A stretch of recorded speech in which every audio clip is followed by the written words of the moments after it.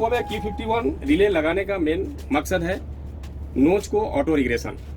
मान लीजिए लोड में प्रेशर अचानक ड्रॉप हो गया, बीपी ड्रॉप हो गया, तो अगर ये सिस्टम नहीं रहता Q51 तो गाड़ी नोच में ही रहेगा।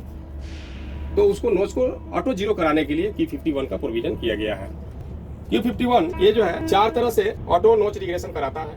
एक तो है कि लोड में अचानक प्रेशर ड्रॉप हो गया तो RGB के द्वारा QRS को डीएनर्जाइज करके Q51 रिले को पिकअप करा के ऑटो नोच रिग्रेशन होता है। दूसरा है ट्रैक्शन मोटर ओवर वोल्टेज होने से Q20 पिकअप करता है और ऑटो नोच रिग्रेशन हो जाता है। तीसरा है कि ट्रैक्शन मोटर में करंट डिफरेंस होने से 160 एम्पीयर से ज़्यादा करंट डिफरेंस हो जाएगा तो QD पिकअप कर जाता है और QD पिकअप होकर के नोच को रिग्रेस करा देता है। गाड़ी में अलार्म चेन पुलिंग या अचानक एयर फ्लो इंडिकेटर का ओवरशूट हो जाना तो PR2 जो है वो Q51 को पिकअप करा करके ऑटो नोच रिग्रेशन करा देता है।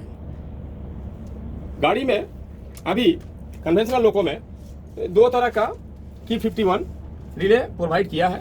पहला है ओमा टाइप का, ये ओमा टाइप का रिले है। इसमें एक तो स्क्रू लगा हुआ है, ये Q51 को वेज करने के लिए है।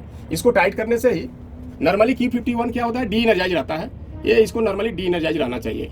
नोच रिग्रेशन करने के लिए, ऑटो नोच रिग्रेशन करने के लिए ये पिकअप करता है, नहीं तो नॉर्मली ये डी एनर्जाइज कंडीशन में रहता है। तो इसको जब हम वेज कर देंगे, वेज कर देने से ये टाइट हो जाएगा। टाइट हो जाने से ये ऊपर की तरफ उठा हुआ रहेगा। अब इसको ये पिकअप करेगा तो ये नीचे टान ही नहीं पाएगा, इसलिए पिकअप नहीं हो पाएगा।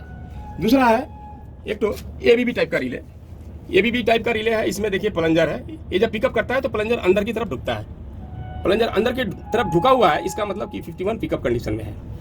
और जब इसको वेज करते हैं डी एनर्जाइज कंडीशन में तो इसके अंदर में गुटका लगा हुआ रहता है या कागज का टुकड़ा लगा देने से ये फिर डी एनर्जाइज कंडीशन में वेज हो जाता है। तो अभी लोगों में Q51 वेज चलेगा ही नहीं। तो ड्राइवर जब गाड़ी का चार्ज लेगा उस टाइम में देखेगा कि Q51 हमारा वेज है कि नॉर्मल है। यदि वेज है तो उसको खोल देगा।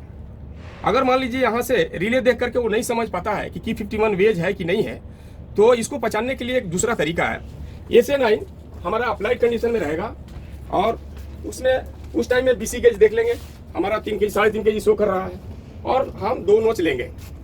2 नोच लेने के बाद हम यहाँ से RS अप्लाई करेंगे और RS अप्लाई करने से यदि ऑटोमेटिक नोच रिग्रेशन हो जाता है, इसका मतलब कि Q51 वेज नहीं है, नॉर्मल है। और 2 नोच लेने के बाद यदि हम RS अप्लाई करते हैं और नोच रिग्रेशन, ऑटो रिग्रेशन नहीं होता है, नोच जीरो नहीं होता है, इसका मतलब Q51 वेज है।